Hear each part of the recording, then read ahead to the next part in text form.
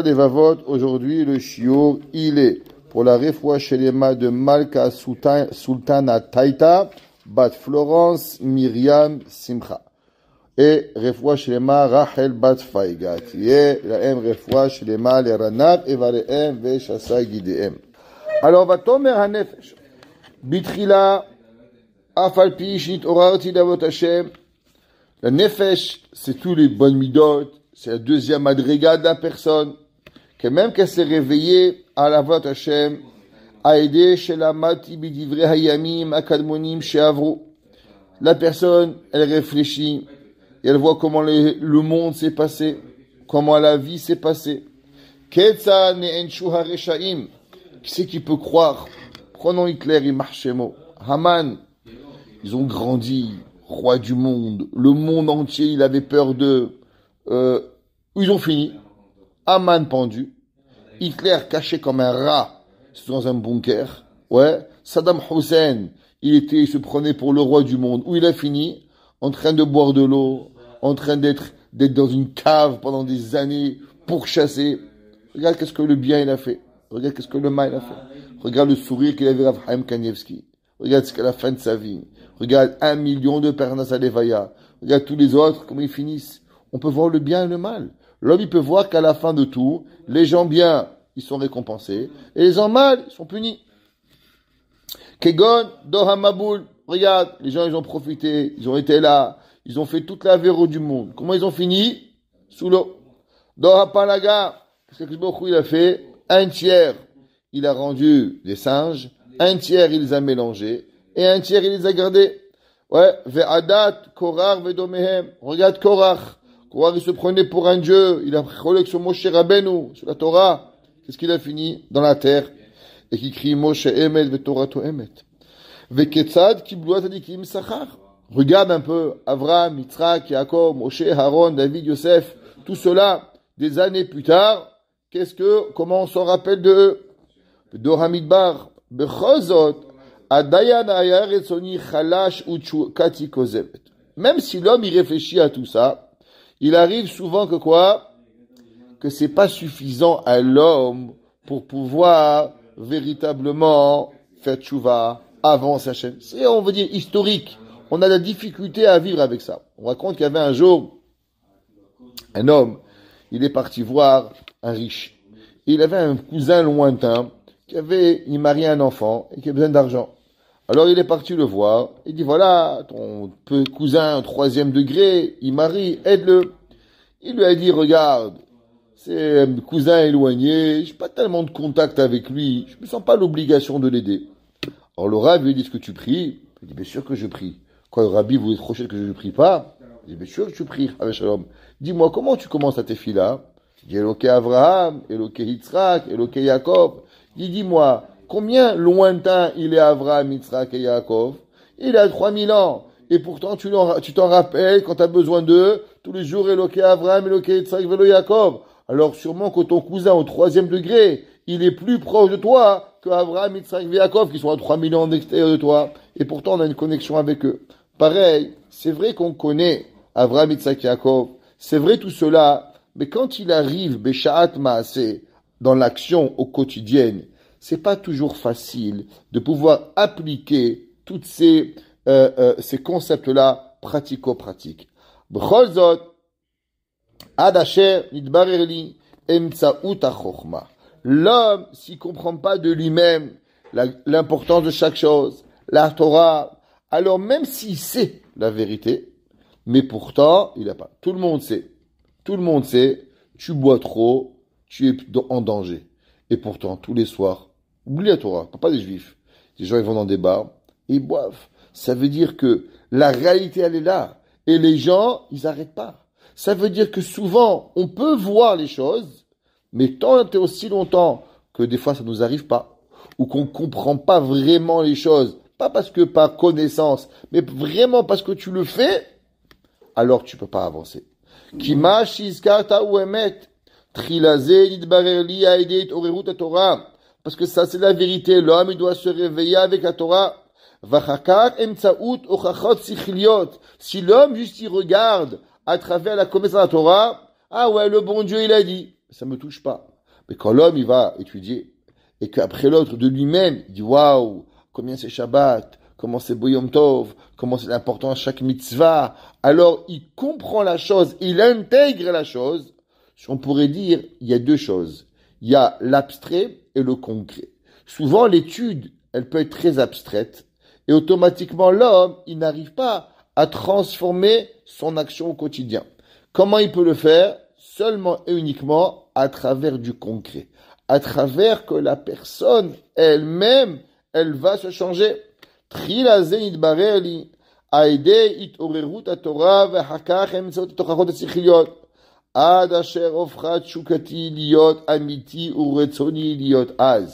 En vérité, l'homme, il peut pas faire quelque chose pour l'autre. Il peut pas faire pour la Torah. Il peut pas faire pour Dieu. Pour qui tu dois le faire? Pour toi-même. Il faut que toi, tu comprends qu'en vérité, Akadosh Baruch Hu, qu'est-ce qu'il veut de toi? Akadosh Baruch Hu, il veut ton bien. Akadosh Baruch Hu, il veut notre bien. Akadosh Baruch Hu, il veut nos midot. Alors nous, on doit venir, on doit comprendre qu'en vérité, on ne fait pas plaisir à Dieu. C'est Hachem qui nous fait plaisir. Tant que tu penses que tu fais pour l'autre, à la moindre occasion, qu'est-ce qui va se passer? Malheureusement, on va se débiner. Mais si je comprends que c'est pour moi, alors quoi qu'il arrive, je vais le faire. Vayomer asechel anefesh.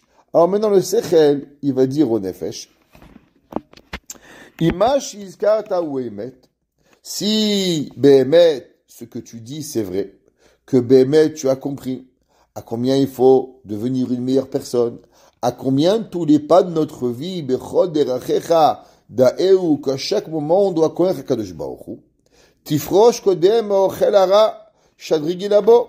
Qu'est-ce qui se passe? Il va dire, regarde, commence à arrêter de manger trop. Tout le monde dit, c'est manger trop, ça fait grossir, c'est pas bon pour la santé. Commence déjà par arrêter de manger ce qui est mauvais. Et après, tu vas te renforcer sur la douleur pour pouvoir guérir tout ce qu'il y a à faire. Alors c'est pas grave, un homme qui est malade, il comprend, alors il accepte même que c'est mauvais. Un homme, Dieu préserve, il a une mauvaise maladie. On dit, monsieur, le médicament, il goûte horrible. C'est pas grave. Je vais guérir, je le prends. Ouais, c'est pas important. Même que c'est difficile, mais il sait que le médicament, il va lui guérir. Pareil dans la vie. Des fois, on se dit, ah, pourquoi la prière le matin? Ah, c'est fatigant, je peux dormir une heure de plus. Mais est-ce qu'on comprend le tov qu'Hachem nous donne? Est-ce qu'on comprend combien Kadosh Baruch Hu, il va nous apporter avec cela? C'est vrai que combien le Shabbat il est important. Ah, mais je peux gagner $1000, $2000 le Shabbat. Barminan, c'est une bracha de travailler Shabbat. Même pas c'est une bracha, c'est une malédiction, Barminan, la personne qui travaille. Mais l'homme, si bémet tu es conscient, alors tu vas accepter de moins gagner.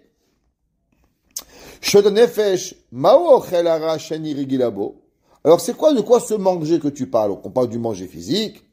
On a un sechel, elle lui répond le sechel.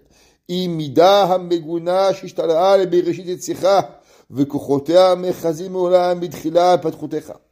En vérité, c'est quoi? C'est toutes nos mauvaises midotes. Tu sais qu'est-ce que c'est le manger mauvais spirituel de la personne? C'est les mauvaises midotes, les ta'avot, le kaas, de s'énerver, de faire ce qu'il faut pas faire, voir ce qu'on doit pas faire, entendre ce qu'on doit pas entendre, avoir de la kina, avoir de la jalousie, avoir de la machloket, tous ces midotes-là. Ouais, d'être égoïste. Tous les midotes qui sont mauvaises à la personne. Que la personne, elle s'habitue depuis qu'il est petit à vouloir moi, toute notre vie. C'est ça qu'on a envie. Si l'homme, tu es conscient, alors tu dois arrêter de penser un peu à toi. Pense moins à ton corps et plus à tes besoins spirituels que ton corps. Shoel nefesh. Eze mida, yamida zod ve eze kochol mitchaskim ota.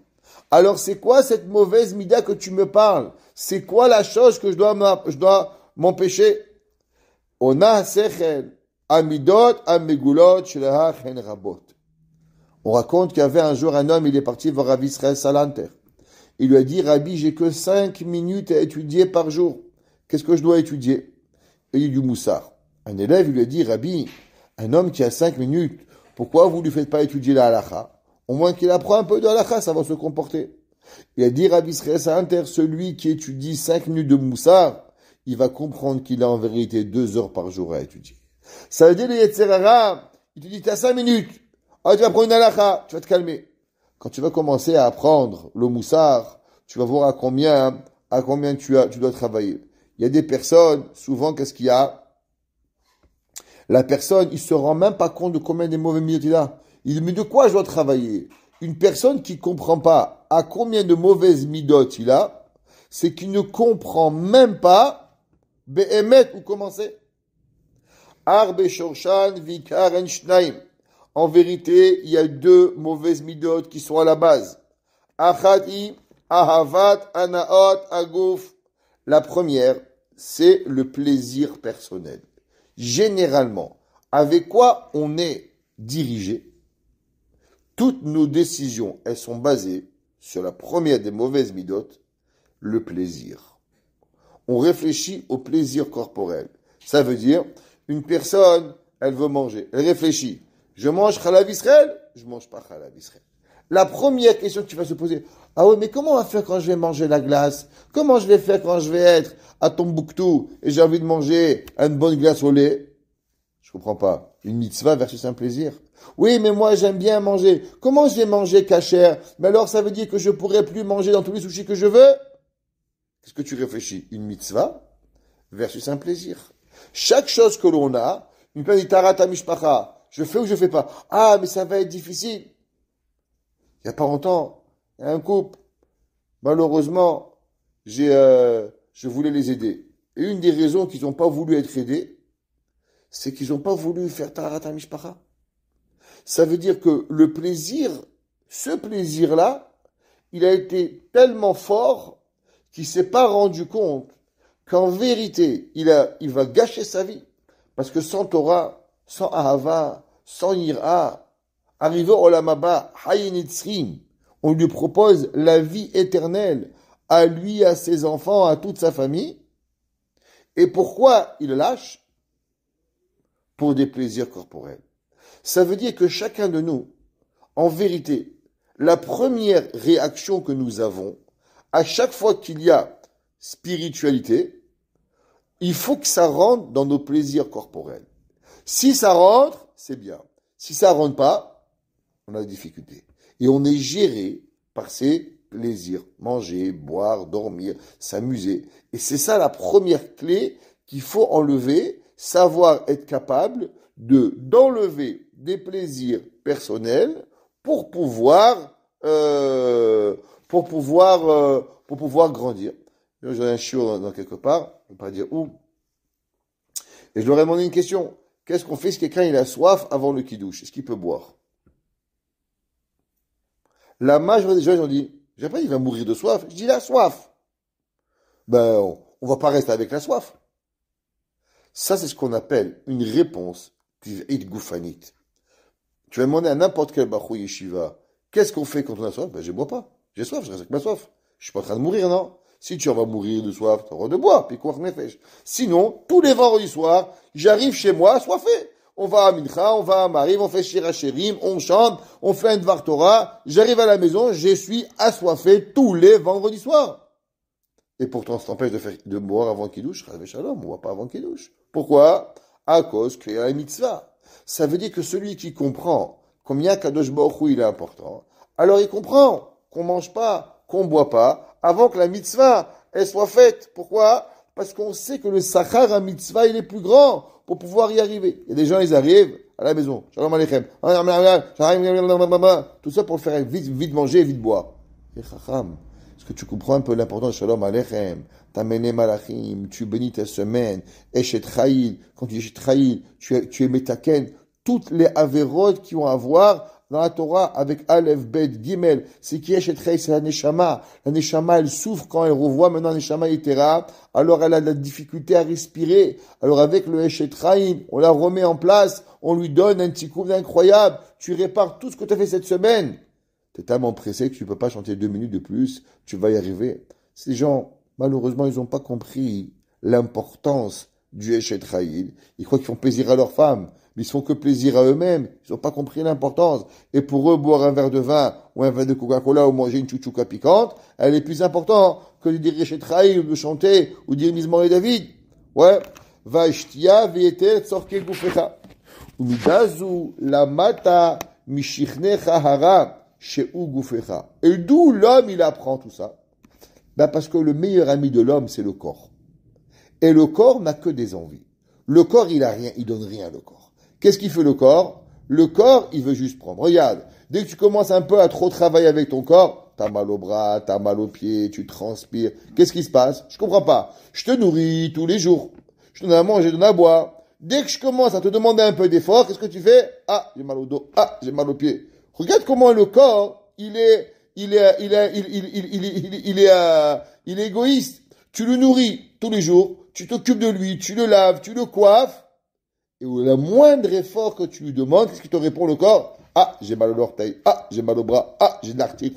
Ah, j'ai mal au bras. Oh! Fais un peu! Donne-moi un peu pour ce que je te donne. C'est pour ça que l'homme, il se rend pas compte que le pire ennemi de l'homme, c'est le corps. Mais c'est son plus grand ami aussi. Et l'homme, il doit faire attention, s'il est trop proche de son corps, alors il va finir à avoir que des besoins, sans jamais vouloir rien donner. Ve'amida shenit. Et ça, c'est le deuxième principe. Ahava aishtaltut vitcharut ba'acherim. Alors ça, c'est très très fort ce qu'il dit ici, le Avot Alevavot. Et dit la deuxième mida, elle est l'envie de pouvoir contrôler. Les gens ne se rendent pas compte à combien ils aiment le contrôle. Il faut contrôler sa femme, contrôler ses enfants, contrôler son mari. Aujourd'hui, le monde, il est basé sur un principe, contrôle. Ils veulent contrôler tout le monde. Il y a des gens, ne te laissent pas vivre. Ils veulent à tout prix que tu dois leur parler quand eux ils veulent. Toute leur vie, c'est autour d'eux. Et non seulement là, ils ont besoin de te contrôler. Comment tu mets ton chapeau, comment tu mets ta cravate, comment tu mets ta kippa, comment tu mets... Oh! Laisse-moi vivre. Je vais mettre un schreimel, je vais mettre un spoudik, je vais mettre un... Je sais pas, je vais mettre une perruque, je vais faire ci... En quoi les gens, ils sont contrôlants? Mais, dit le Chovot Alevavot, la deuxième midara'a que l'homme, c'est le contrôle. L'homme, il n'accepte pas la soumission. La soumission, c'est la chose la plus difficile. Et du fait que l'homme, il adore tout contrôler, alors automatiquement, ça lui est difficile de servir à Kadosh Baruch Hu. Parce que c'est quoi Kadosh Baruch Hu par définition? Akadosh Baruch Hu par définition, c'est quoi? C'est la soumission. C'est quoi une mitzvah? C'est pas toi qui contrôle quand tu manges. On va reprendre juste l'heure du manger parce qu'on n'a pas longtemps. Tu demandes à un enfant juif, à quelle heure on mange vendredi soir? C'est quoi la réponse? Après Kiddush. Je comprends pas, mais à quelle heure c'est Kiddush? Quand on va pas revenir à la choule. À quelle heure? Je sais pas, dépendamment du calendrier. Quoi? Mais il n'y a pas une heure de manger? Non. En été, c'est 9 heures. En été, c'est 4 heures. Tout va dépendre à l'heure où mon papa va rentrer à la choule. Ça veut dire qu'on n'est pas contrôlé par rapport à mon ventre, pas par rapport à une montre, par rapport à quoi je suis contrôlé, à une soumission du calendrier d'Akadosh Baruch Hu. À quelle heure tu manges Shabbat midi? Quand papa revient de la choule. À quelle heure? Je sais pas, 11 heures, midi, 1 heure. Quand papa il vient, on mange. Ça, c'est la définition d'être soumis à quelque chose. Un homme qui arrive pas, alors, ils mangent avant la tefila, ils font kidouche pendant la tefila, il n'est pas capable de se contrôler. Pourquoi? Parce que il y a une mitzvah, il n'est pas capable de se soumettre à la mitzvah. Un homme, il est fatigué. Un juif, ça ne dit pas que tu vas dormir toute la journée. Pourquoi? À moins que tu es malade. Mais t'as un mariage hier soir, ce matin, 6 heures, on se réveille. Il va, tefila, pourquoi? Kratchema bismano, tefila bismano, on doit être là. Qu'est-ce qui arrive? Ouais, mais tu n'es pas fatigué? Ouais, je vais dormir cet après-midi. Ça veut dire que même quand est-ce que je vais dormir, même quand je vais faire ma sieste, elle ne peut pas être contrôlée par mon désir. Elle va être contrôlée par quoi? Par ma soumission à Hachem. Mais l'homme qui n'arrive pas à cette soumission, alors en vérité, c'est pas qu'il n'arrive pas à se lever le matin. C'est pas qu'il n'arrive pas à étudier. C'est pas qu'il n'arrive pas. C'est qu'il n'arrive pas à être soumis. Une chose, je dis toujours, c'est quoi le problème des gens qui n'arrivent pas à manger kasher ou Chalav Israël? C'est qu'ils n'arrivent pas à concevoir qu'ils vont avoir faim, qu'ils ne pourront pas manger. Un homme, il mange pas kasher. Il est en voyage, Ils vont à un restaurant, ils mangent. Toi, tu manges kasher. Qu'est-ce qui se passe? Attends, c'est quoi l'ashgacha? Quel ashgacha? Prochain restaurant à une demi-heure de route. Mais j'ai faim maintenant. Qu'est-ce que je peux faire que t'as faim maintenant? Le restaurant, il a une demi-heure de route. Tu prends ta voiture, tu vas. Ça veut dire que tu es prêt à avoir faim pendant une demi-heure pour pouvoir manger kasher. C'est ça, manger kasher. Oublions le prix. Il y a plein de pays où BMF, le kasher, il est au même prix que le pas kasher. C'est pas ça le point. Mais le point, c'est que tu te soumets que tu mangeras pas quand tu voudras pas. Tu mangeras pas une glace quand tu voudras pas. Tu boiras pas un whisky quand tu voudras pas. Pourquoi? Parce que tu t'assureras qu'il va être caché. Tu vas pas boire une vodka quand ça va pas être caché. Tu vas pas boire du vin quand tu vas boire du vin. Tu vas boire du vin seulement quand tu iras avec une ashgacha dans un magasin caché. Et cette soumission ne peut venir seulement quand tu lâches le contrôle. Parce que l'homme, c'est quoi la émouna? C'est quoi le bitachon? Par Yesod, c'est l'anti-contrôle. Quand tu lâches prise et que tu es soumis à Hachem, c'est que tu es prêt à perdre ce contrôle. Ce qui dit ici, Vamidash, Nia, Ihava, Aishtaltut. L'envie de contrôler. Je veux contrôler ce que j'étudie, je veux contrôler ma femme, je veux contrôler mon mari, je veux contrôler mes enfants. Vitrarut ba'aherim. Et la compétition. Les gens, toujours être mieux que toi. Et oui, mon copain, il a fait. Et ma femme, elle a fait. Et ma copine, elle a fait. Waouh, waouh, waouh. Ils vivent pour les autres. Ils sont dans l'incapacité de faire quelque chose. Haga'ava. L'orgueil. Gova, halev et hakina. L'homme, il est rempli de quoi? De jalousie. Qu'est-ce que ça te dérange que l'autre, il a acheté une Ferrari, qu'il a une Mercedes? Toi, tu as l'argent pour avoir une Mercedes. Même si on te la donnerait, tu n'as pas l'argent pour payer l'assurance. Alors pourquoi tu la veux? Tu n'as même pas de quoi mettre essence dans une Ferrari. De quoi tu la veux? L'homme, il va avoir une maison. Tu as de quoi la chauffer, la maison. Un jour, mon fils, il m'a dit, papa, qu'est-ce qui se passe dans cette maison? Je dis, mon fils, j'aimerais, mais j'ai même pas de quoi la chauffer. Au prix où, comment elle est grande, ça te prend au moins 2 000 $ par mois pour chauffer, je les ai pas. Ça veut dire que chaque jour, il faut savoir qui on est, ce qu'on a, avec combien on peut avoir, combien on peut arriver. Tu as un hélicoptère. Tu as un permis je sais pas combien d'hélicoptères. Là, pourquoi tu veux un hélicoptère? Passe ton permis. Quand tu auras ton permis, on verra si on t'achète un hélicoptère. Mais le mec, il veut l'hélicoptère avant d'avoir le permis. Ça fonctionne pas. Hagor emetlach, les shalem, gemoul, bemilda, bilti maspeket, les micheitivdach. Et tout ça, ça enlève à la personne de rendre du bien. Pourquoi? Parce que, pourquoi une personne, elle n'arrive pas à rendre la hakarat-atov? La hakarat-atov, c'est que quelque part, tu étais dans une situation où tu n'étais pas en contrôle. Et à partir du moment où tu n'étais pas en contrôle, tu as eu besoin de quelqu'un. Et il dit, le Keilat Yaakov, il dit qu'à chaque fois qu'une personne, elle a eu besoin de quelqu'un, c'est par Yesod qu'en vérité, elle a perdu le contrôle. Ça veut dire qu'il y a une situation où tu n'es pas capable de gérer. Donc tu viens, tu demandes, Rabbi, papa, maman, chérie, mon fils, n'importe qui, un ami, tu lui demandes de t'aider. Ça veut dire que tu as perdu le contrôle. Et donc maintenant, pourquoi tu n'arrives pas à lui dire merci? C'est pas que tu n'arrives pas à lui dire merci, c'est que tu n'arrives pas à supporter que tu as perdu le contrôle. Et puisque tu n'arrives pas à surmonter que tu as perdu le contrôle, c'est pour ça que tu ne peux pas dire merci. Dire merci, c'est d'accepter que tu n'es pas en contrôle.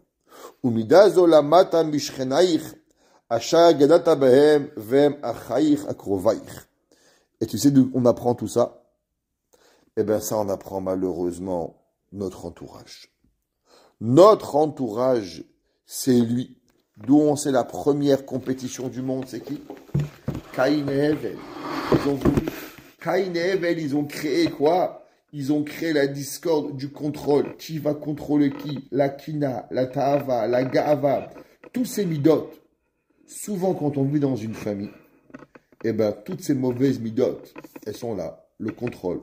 Et nous, il faut faire attention quand on vit de, bien sûr, éduquer nos enfants dans des Torah, Aïra, pas de compétition, leur donner à chacun l'amour sans devoir comparer. Souvent, les parents disent, ah, toi, t'es pas comme ton frère, tu joues pas au tennis, et lui, il joue au ping-pong, c'est quoi le problème?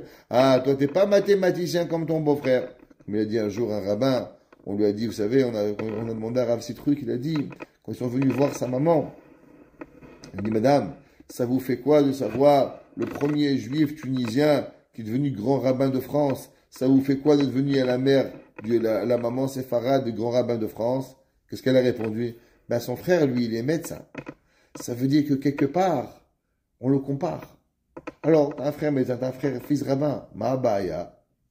Il en reste que la personne, quelque part, c'est difficile d'accepter la différence. Pourquoi? C'est parce que la différence, elle s'appelle, c'est que tu as perdu le contrôle de ce que tu voulais. Hachem nous aide à ne pas perdre ce contrôle et à pouvoir se rapprocher. Amen ve amen.